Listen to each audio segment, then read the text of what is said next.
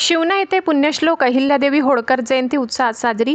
सिल्लोड तालुक्यातील शिवना येथे पुण्यश्लोक अहिल्यादेवी होळकर यांची जयंती उत्साहपूर्ण वातावरणात साजरी करण्यात आली। या निमित्त ग्रामपंचायत कार्यालयात पुण्यश्लोक अहिल्यादेवी होळकर यांच्या प्रतिमेस पुष्पहार अर्पण करून अभिवादन करण्यात आले।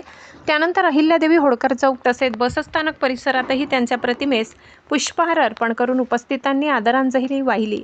कार्यक्रमाला उपस्थित मान्यवरांनी अहिल्यादेवी होळकर यांच्या लोककल्याणकारी कार्याचा गौरव करत त्यांच्या आदर्श विचारांचे स्मरण केले। समाजहितासाठी त्यांनी केलेले कार्य आणि न्यायप्रिय राज्यकारभार आजही सर्वांसाठी प्रेरणादायी असल्याचे वक्त्यांनी सांगितले।